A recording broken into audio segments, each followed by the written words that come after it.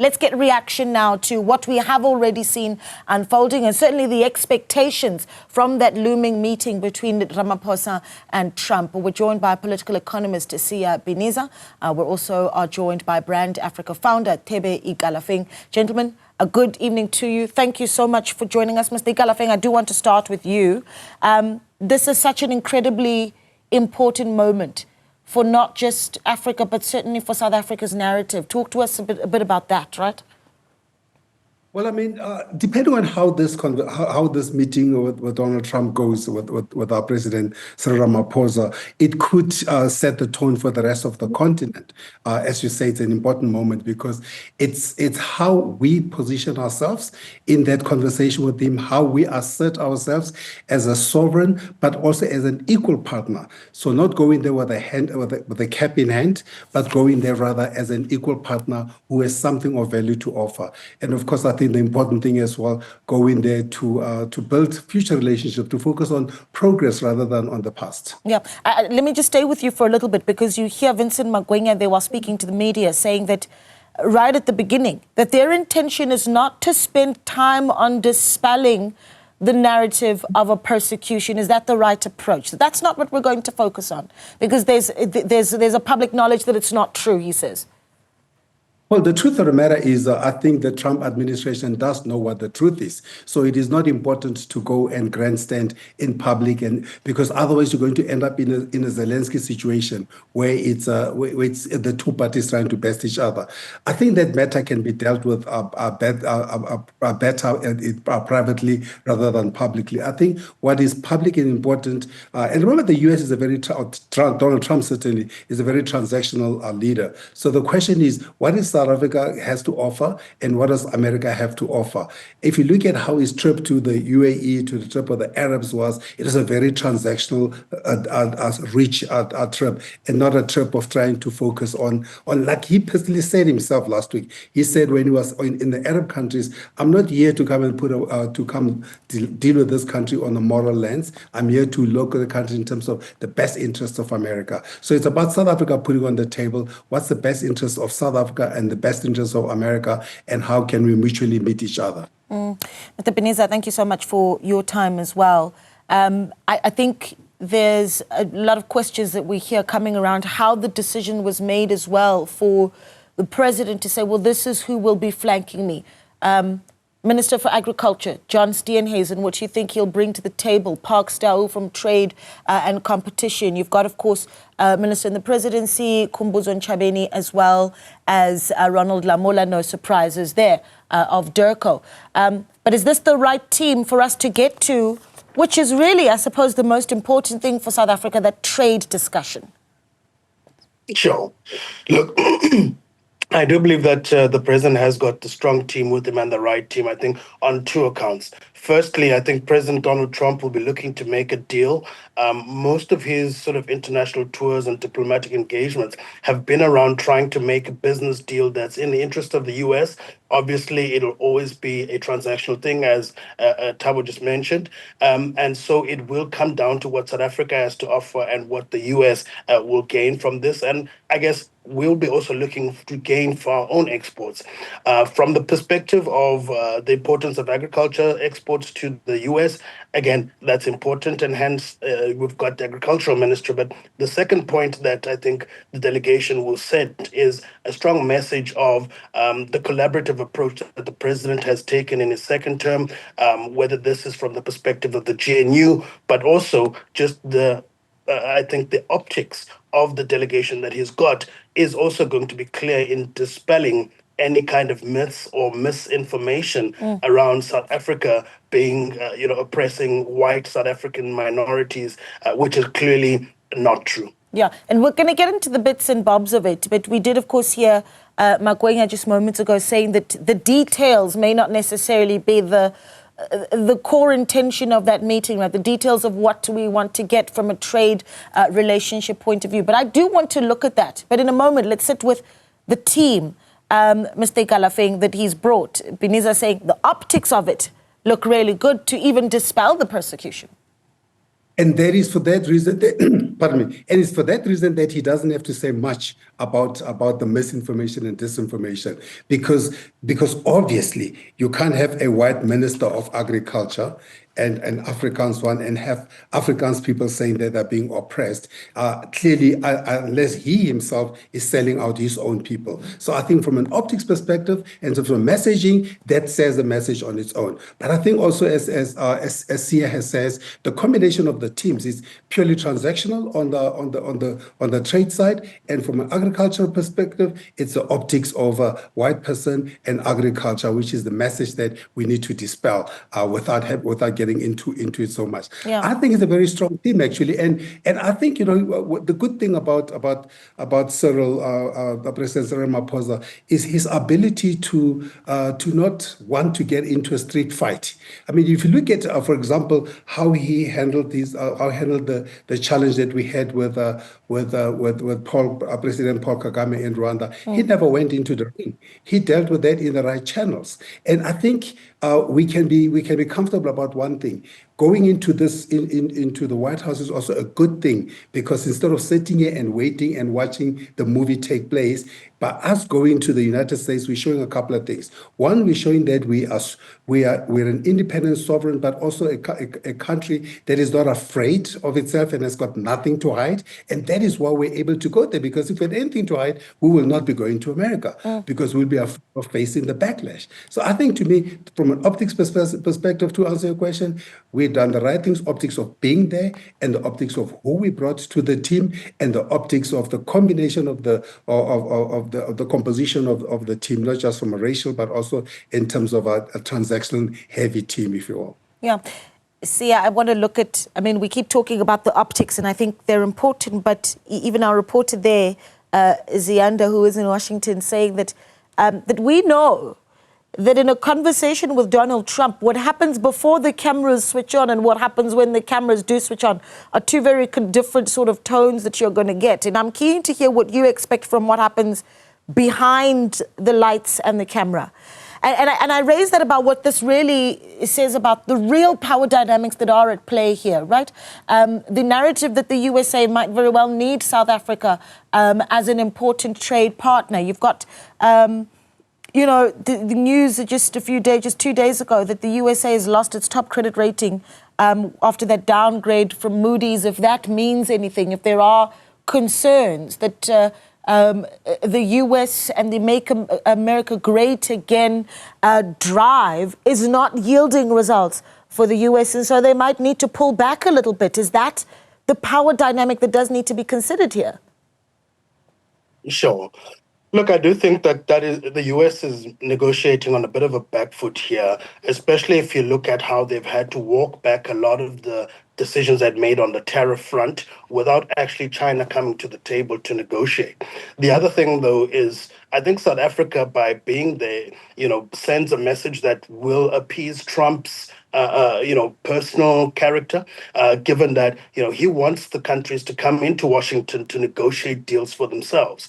Sadly, though, this is a breakdown and a continuing breakdown of multilateralism, which is something that South Africa and the whole world, I think, prefers in dealing with these issues. However, I guess, us being there is a chance for us to negotiate strongly. And I think the president's response to a similar difficult questions at the recent CEO summit held in Abidjan is a flavor of how he sees things. And I think he'll definitely be in his A game to deal with some of those awkward questions when the cameras are there, which is also, part of the whole fanfare and the negotiating process. Yeah. And we should. And sure, go ahead. I was going to say as well, we shouldn't worry about him being there for a couple of other reasons. There are much stronger economies than us. The UK has been there. Italy has been there.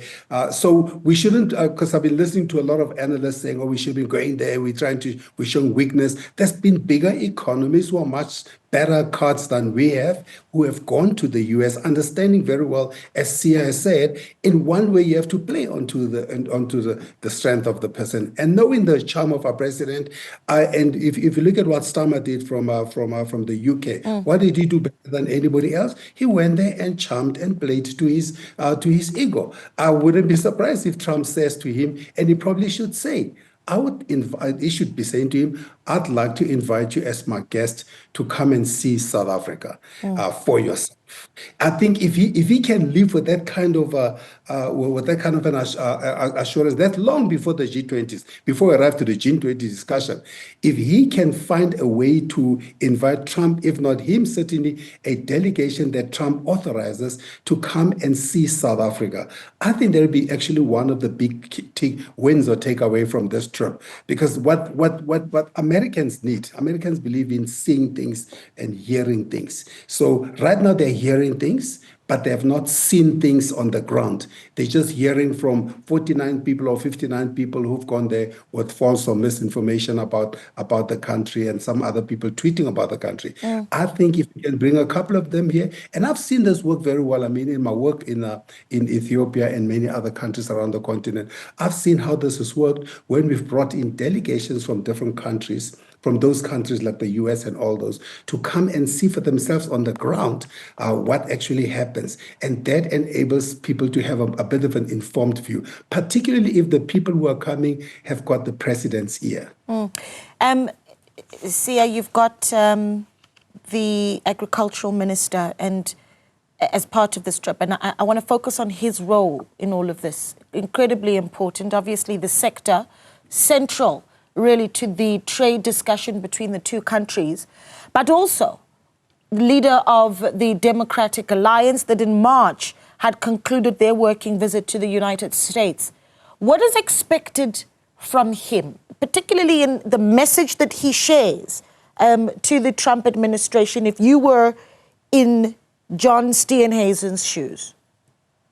Joe, I think they're expecting me, obviously, to speak to the importance of his portfolio, the agricultural exports. I think it's going to be a critical part of the conversation. The other part, I think, is also kind of the constituency represented by that portfolio, being white Afrikaners who are in the majority, the main people involved in, productive mass-scale farming in South Africa. So I think that also then plays to the optics, and also given him being the leader of the opposition, speaks to the general politics.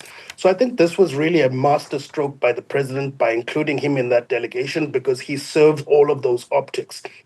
I do think, though, that South Africa's interests are much broader than just agriculture, manufacturing being part of those critical exports that we export, but also in the current realm of the global transition away from carbon and the importance of certain critical minerals, which South Africa also does supply.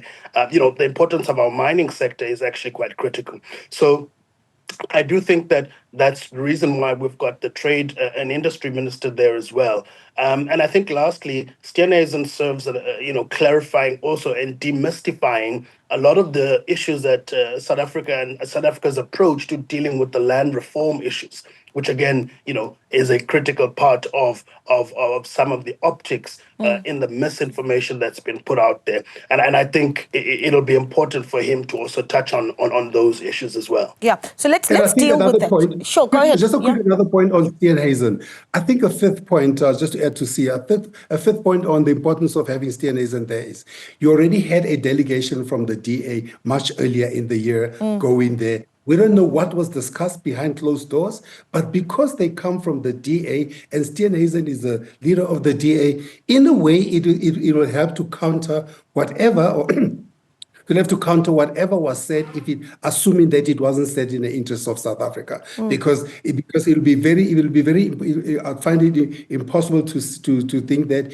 he will go there with a different message from the one that was said by his own party, because otherwise he would have agreed to go. So, but things as they are, we know that parties are contentious and they would be going there to try and put on their own forward message. So I think it's also on the fifth point. It's very good to have DNAs on there. Well, let's take the conversation a step further. We also are joined by Mr. Tiens Elof, who is with the Afrikaner Leadership Network. Mr. Elof, good evening to you. Thank you so much for joining us in this really important discussion. And I think to get us started, your view on the significance of this moment to really telling the story of South Africa to the US after all these, allegations that have been made around the persecution of white Afrikaner farmers in South Africa. What do you make of also how that needs to be tackled in this visit to the US? Thank you so much for having me. Sorry that I was struggling with the hotel's Wi-Fi. I'm in Cape Town at my home, but Not a problem. thank you for having me. I think, look, it may have been said, I may have missed it, but it's a very important meeting. It probably couldn't have happened earlier. I think it was important for some time to lapse. And for the country, it's very important. And obviously, all of us hope that it will have a good outcome. I don't think that the Americans, let me speak about the American administration and separate them from Mr. Trump himself. Mr. Trump may believe things that he's been told by we don't know who, not by any Afrikaners or organization in this country. The Afrikaner Leadership Network, when we met with the ANC, said that we had never said there's white genocide and we had never said there's large-scale expropriation of white or Afrikaner farms. So he got it somewhere. But I do think one must, this thing of misinformation is bandied about. Now, if I were in the American administration and I had to advise the president, I would ask the embassy in South Africa and probably the CIA, who can read everything that's being said on South African media and South African social media. And so I don't think we must overemphasize this thing of misinformation. There's no way that the Americans depend on X or Y or Z to tell them what's happening. They know what's happening. So it's a question of emphasis. So I think that's, for me, the nuance that we have here. I hope that, and I've heard, I think it's also important, I agree that it's important for the Minister of Agriculture being a DA leader, or DA leader to be there, and also Mr. Patel. The problem, I think, is that America has had these trade restrictions on many countries, and they've resolved some of them in one meeting because it was only the trade issues. Our situation is slightly more complex because it involves internal politics, call it the old Afrikaner issue, but more than that, and it also involves the ANC government's long-standing relationship with Hamas, Iran, and others, and obviously the court case of Israel.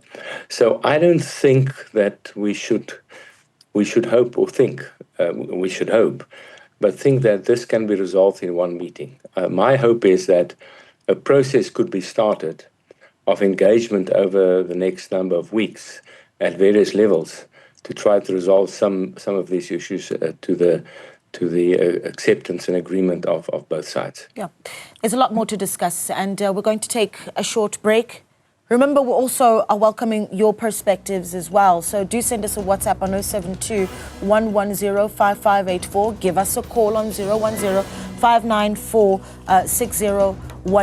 Just a little bit earlier, we did see President Cyril Ramaphosa arriving at a briefing meeting in Washington, D.C. He's touched down, and preparations will continue for that all-important meeting in the Oval Office on Wednesday with U.S. President Donald Trump. He is accompanied by the Minister of Agriculture, the Minister of Trade and Industry, Parks Dau. He also is flanked by the Minister in the Presidency, Kumbunzo Nchabeni, as well. And it's going to be really an important discussion around just what it is that needs to be done to get the trade relations between the two countries right. Share your thoughts with us. We continue with our panel on the other side of this.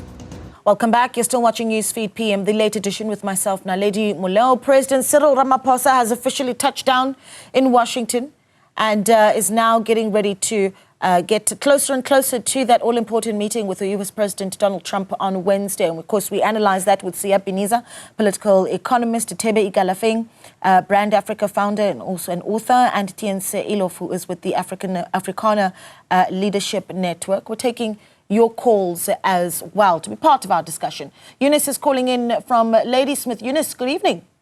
Good evening, Nadia. How are you? And good evening to your viewers. Thank you so much for calling. Talk to us. Yes, I have great expectations for our President.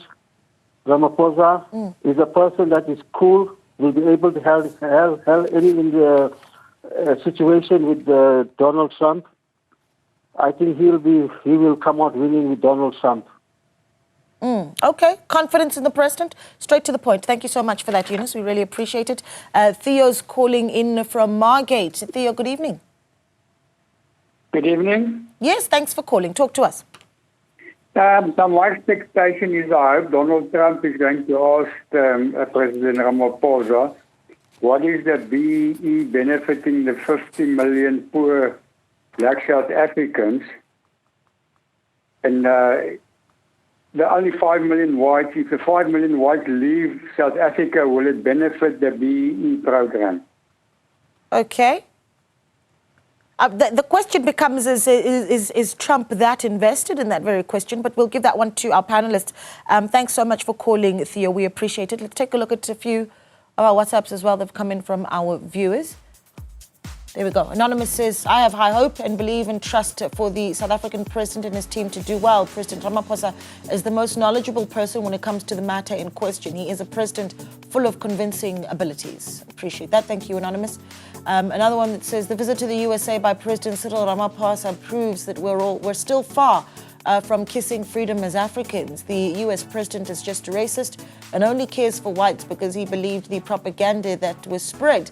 We will always be beggars under people like President Ramaphosa. Why does he entertain the US instead of making strong relationships with the BRIC nations? We need a brave president like Captain Ibrahim Traore of Burkina Faso. Okay? Sketo says taking Steenhuisen with the US is a master stroke for Ramaphosa. It will dispel lots of misconceptions. All right. We'll keep some of that coming in. But I think Tian says, let me just come back to you because you've just joined the discussion. It's an interesting question from Theo, and I think you did touch on the issue a little bit more and say, well, there are our internal issues that we certainly grapple with as a country. You've, as the Leadership Network, also called for a national dialogue. I'm keen to hear where that is, but that's not the discussion right now. But you hear South Africans saying, well, it is. Theo essentially saying that he hopes that Donald Trump will ask Ramaphosa what BEE is really doing for South Africa. I bring that to essentially say this. The division in our country set to be highlighted by the president. So if that does come up, how does the president respond to that? The divisive issues that perhaps you yourself and Thebe Galafeng right now may very well not agree on. Well, let me say there are, as we know, there are three sets of issues. The one is international relations, the ANC's foreign policy. The second is trade issues, which is, I think, at the heart of this.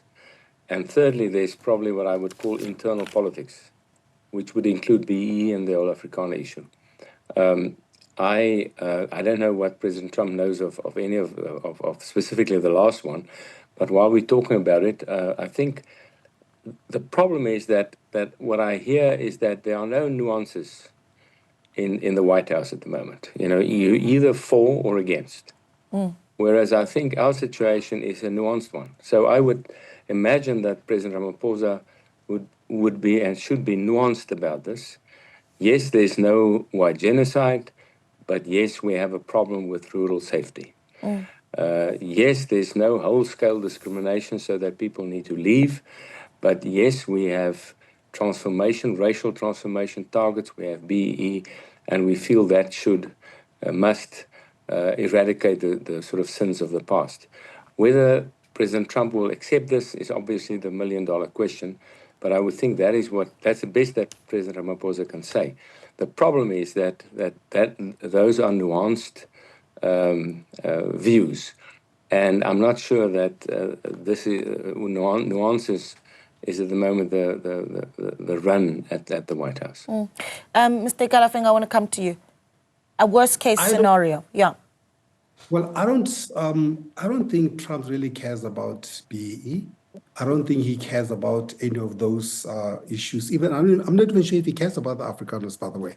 I think it was just Tiens, you're the one who brought it up before we went on break. That the elephant in the room has got to be our international posture as a South Africa, our historic relationships with the Palestine, if you will. That's perhaps the one elephant in the room. So, and I'm almost thinking that in addition to what I've said, that the one good thing that could come out of here is on our side is Cyril to invite Donald to come to South Africa. But I think the real big takeout out of this, from a public perspective, because remember, Trump doesn't like to be seen to be losing. He always likes to be seen to have resolved something bigger. So part of resolving something bigger for him would be to come out of this meeting with somebody Cyril saying, I am going to go to Israel and I'm going to have a conversation with Netanyahu to see how we can work together. And Trump will go out and say, you see, I've brought them together. They've been antagonistic towards Israel all these years, and I've now tried to resolve this. That's the one side. The second one with the Afrikaner side, because that's just the if you will, a quote unquote in marketing, a lost leader, just to get us into a conversation. That one. I don't believe in national dialogues, only because we had one already in 1990 and it got us to here. So too many dialogues will get us nowhere. But in this instance, it may be a low-hanging fruit to say we will go into a dialogue with the Afrikaners and the other marginalized people in South Africa and to try and resolve any other issues and to move forward. Yeah. I think that's just posturing more than anything else. But to Donald Trump, there'll be a big outcome compared to just going out there and saying, yes, we can do business, AGOA, this, AGOA. AGOA is the least of his work. AGOA is just, are you with me? I mean, that's how I look at it from my end. I wanna play a game of what ifs, if you will, Mr. Piniza, and I want to just correct, for the benefit of our viewer. I've been saying that he's a political economist. He is executive director at the Political Economy of Southern Africa. Thank you so much for that. Okay, Siya Piniza, worst case scenario of what could unfold on Wednesday if you were to throw the bones and think, well, this is as bad as it can possibly get, not just from what's agreed on and certainly the transactional outcomes of the meeting, but certainly from an optics point of view. And if we were then to see that worst case scenario, again, everyone keeps going back to that catastrophic meeting between Trump and Zelenskyy. If the president finds himself in a position like that, what does he do? Yeah, look, it's just, it's quite difficult to really gauge how far the bottom can drop, especially in this kind of engagements. Wow, I'm not sure really how the president would have to respond if it got into a spat like that. But I do think that he's got the kind of diplomatic charisma that I think would allow him to stand his ground, but without making it a sort of back and forth argument. I think it's very difficult to see how far or how bad things could get. But worst case for me is South Africa being threatened with sanctions, whether selective or sort of all-encompassing, because I think that would have a severe impact on our economy. I think it would be really, really difficult. Again, I think the U.S. presidency really, has had to backtrack on some of its earlier approaches with regards to its diplomacy with Africa, South Africa included. I think even the choice to engage South Africa on some of these political issues that the U.S. and South Africa may not see eye to eye upon is a reflection of the walking back of the previous approach that, even as far back as President Obama, the U.S. has always had this benign neglect towards Africa.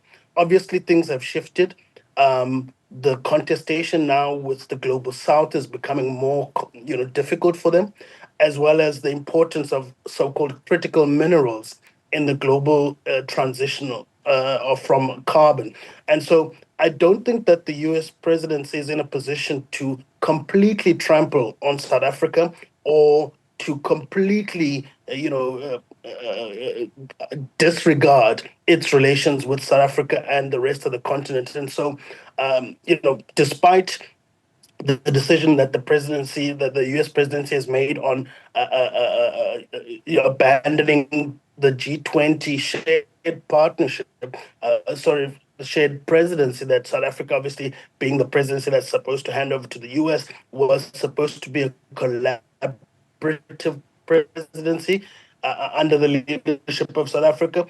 I don't think that, given the importance of the continent in its geopolitical contestation with China and Russia and the global south collectively, but also the importance of Africa in the critical minerals discussion as part of the global transition from carbon. And so I think he would be measured, or one certainly hopes so, but I guess we'll have to wait and see. Yeah. We continue But with what I ifs. think Yeah, Naledi- go ahead. Let me give it to Tiens just for a Naledi- moment. Tiens, go ahead. Yes. Okay. Can I say, if I had to, I mean, it's presumptuous of anyone to give the president advice, but if I had to, and he asked me, I would say, don't say anything in front of the media. Just say, thank you very much. We will discuss this in private. Because you don't want to even give one of the others, the Minister of Foreign Affairs or the Deputy President of America, a chance to attack him or so. So I mean, he can speak openly in private in a proper meeting. He should just avert from saying anything in public in front of the media, because that was what they did with Zelensky. Don't let them do it. Don't react. Just smile. I know it might be difficult, but that would be my advice. Get into the room and then speak frankly. The likelihood that that's going to happen, though, Tebe. I think Tien's his advice is correct in that space, and I do think that Cyril has got, as Sia says, that political or that diplomatic charisma to be able to do that without looking bad. I think he'll be able to do that. Sia alluded to something else which is also very important. Actually, it's about the continental approach, because I think one of the challenges that we've had as Africa has been that because we've been approached individually, that we have failed to as Trump would say, we have no cards individually as a country, because we go to America one country by country. If you look at Europe, while Italy has gone down its own, and the UK is no longer part of EU, but while they've gone as one-on-one, but they still have got a collective agenda in terms of how to deal with this. And what we should be doing in Africa is understanding that we are the leader in most of the desired minerals, as C has spoken about. We actually should have had a collective approach and a collective leverage, rather, that we take into meetings such as this. Because it doesn't help that as a country, you have DRC saying you can have my mines, and then South Africa says you can't touch my mines. Are you with me? So then it's going to be going to buckle in, who's going to buckle to pressure. So I think, to me, as over and above South Africa, which is the strongest and perhaps the most sophisticated economy in the continent, despite that leverage that South Africa has, South Africa would be stronger if South Africa if South Africa and the rest of the continent got together and said, what is our approach here? And we've all spoken about these multipolar, multilateral approaches and relationships. It means nothing if we all go one-on-one.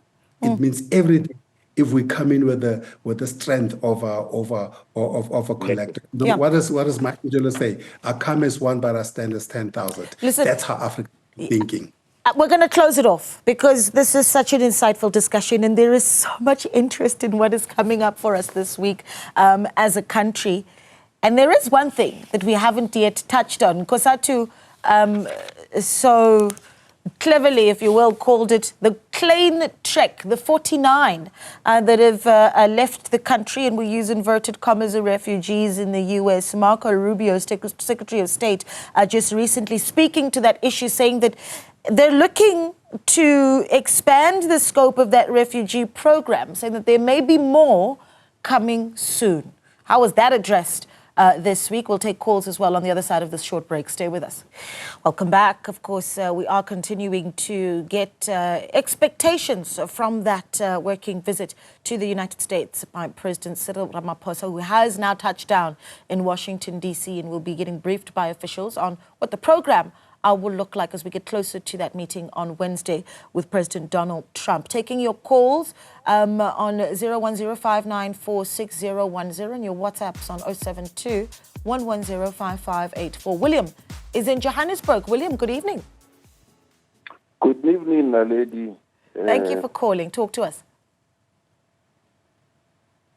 Yes. No, my view is that, look, I think there is the biggest irritation that is coming from South Africa to the U.S.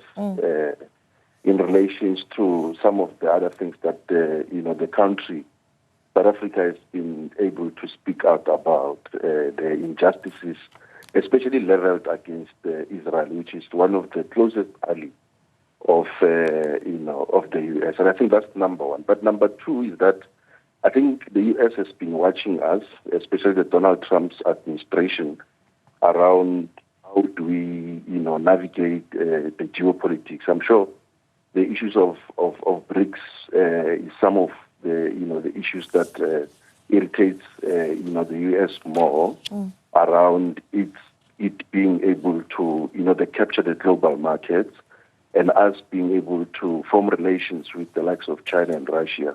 That makes the U.S. more uncomfortable in relations to its own trade markets and also trying to assert itself as the superpower. I think there is much more on what the U.S. is looking at, especially the Donald Trump administration.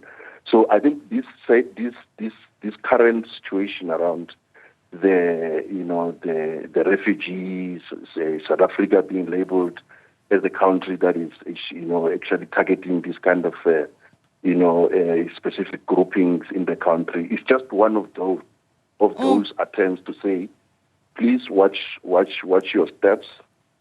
Because you are also tampering in our spaces, and therefore, even our trade relations, if you tamper in our spaces, then it means that you are actually saying you don't need us in that space. Right.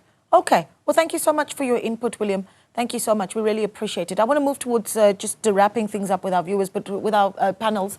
But quickly, just two more WhatsApps. Barnes is in Pretoria, having sent in a WhatsApp that says, good evening, President Ramaphosa must talk seriously with Trump for sanctioning South Africa, the NGOs. And I thank him for not having pride just to go there when invitation came. I fully support you, President, on any move you are taking. The struggle continues. Tumamina, he says, Barnes in Bizana. And Katlego Ramshala says topics expected to be discussed include the Land Reform or Expropriation Act, refugee status, and the suspension of US aid. Katlego, we appreciate that. Given Mkajwa says a master move from the president. We wish and expect what's best for South Africa from that meeting on Wednesday.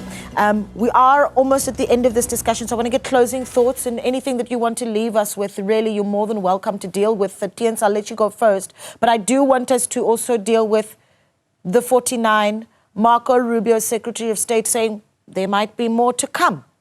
Well, how do we tackle that? Do we say thank you for hosting us? Well, let me say from the side of the Afrikaner Leadership Network, we've never asked for Trump or any other country to accept Afrikaner refugees. We want our members and our fellow countrymen to stay here and build the country for and with others. How that happened is a mystery that we still have to sort out. I think the 49 shouldn't take us away from the bigger issue. The 49 is just a symptom that there is something amiss in the country, and why people who should be happy and according to the ANC they've got privileged lives, why they would choose to go away is the question, and I think that's one that we must all accept. To call them cowards and so on doesn't really help. I don't know any of them, and I can't speak on whether they had a good reason to go or not. They'll have to speak for themselves. But let me say that the problem is a more complex one, and I spoke about the three separate themes of issues. My information is that the Afrikaner issue is indeed high in Washington. Whether Trump cares about Afrikaners or not, he's using it. And it's not because of any misinformation that at least the members of the Afrikaner Leadership Network had spread. It's because what he's heard and probably what he's heard from the embassy. The one problem that we have heard from the embassy people here in Pretoria is that in the last 3, 4, 5 years, they've had no contact with the government. They tried to make appointments. When they got them, the officials, the ministers didn't pitch. So there's a long-standing problem with U.S.-South African relations because of our propensity not to see the U.S. as an ally in the past. So that is a bigger problem. And so I think that together with the Afrikaner question is something that will have to be resolved before we have close to normal relationships. Yeah. See, I'll let you have your last thoughts, perhaps 2 or 3 points or boxes that you feel must be ticked on Wednesday. Sure. Firstly, for me, that I hope the president is able to carve out a deal that's good for South Africa. A lot, I think, is in the balance currently as the US tries to renegotiate a lot of the global agreements that affect it. And I hope that in the absence of something that will be good for the continent and the region, such as the renewal of AGOA and others, and I think the re-engagement of the US in the multilateral platforms, I hope the president is able to at least get us a good deal for the country. I think also to resolve some of the diplomatic issues, I think it's quite outrageous and unheard of for, our former ambassador to be called out and to be labeled persona non grata. And I think it's quite sad. But I do think that we can repair those relations. And I think in the absence of this, if the US, continues its belligerent approach in these negotiations and tries to trample all over the South African delegation or over all our national interests, I think this will also highlight the negative side of its own mishaps, which it's had to walk back, such as the mishap with the tariffs. It seems as though in its realignment and renegotiation, it's cutting its nose to spite its face, and it's quite sad to see the US in this position. However, I think if then South Africa, in the worst case, ends up having to have terrible or cut ties with the US, I think this will be quite sad and it will be a terrible loss. However, it will also be a self-fulfilling prophecy, I think, in the continuing rise of the global South, and something that will keep pushing South Africa. Although we want to play a non-aligned approach in our global politics and our diplomacy, I think that will really push South Africa more into the camp of BRICS and more into the global South, where obviously we have our prestigious position. And so I think either way, hopefully we get a better bilateral relation. But I think in the worst case scenario, it's not really going to have, it might have short-term impact that affects us. Yeah. But I think in the long term, with the rise of global South, it may be a good thing for South Africa to choose a side between the West and the global South. Okay. Mr. Galafeng, your final thoughts, boxes that must be ticked on Wednesday. Well, I think the first thing I wanted to speak about, the quick little elephant in the room. I think the 49 people who are in America, we shouldn't worry so much about them because we're left 4.9 million who want to be part of South Africa to build the country. I think that's the thing that we need to focus our energies on. The second thing is, I think it's important for us, for President Ramaphosa to lean into his business credentials, because Trump is a billionaire. He deals with billionaires. He's a very transactional person. He likes to deal with people of his equal stature. So in a way, without saying it, the president has to demonstrate he's a businessman, a deal maker like Trump, and meet him at that level. But having said all those, is while you're going to make a deal, it shouldn't be at the cost of our sovereignty or our dignity as a country. We shouldn't be mortgaging the country's future. And the important thing is we should be going there. And we should be going there, not on a mandate, but certainly representing the continent as well. Because now remember all these tariffs and all those, as Sia says, they may affect South Africa, but not as much as they're going to affect the rest of the continent. So South Africa, it may be the least affected, but if South Africa goes there and in a way creates a quote-unquote impression that they are part of a bigger group, I don't think the US would want to damage the relationship with the rest of the continent, because they depend on us for so much more other than just other. I mean, that's why. Yeah, so we have some leverage. I think that's the core. And this has been such an insightful discussion. I hope that we're able to catch up as well, perhaps even after that meeting. Thank you so much to our panelists, Sia Beniza, Executive Director of Political Economy of Southern Africa, Mr. Galafeng, founder of Brand Africa, and Tiens Elof of the Afrikaner Leadership Network. You're still watching Newsfeed PM, the late edition. We've got your headlines at the top of the hour. Stay with us.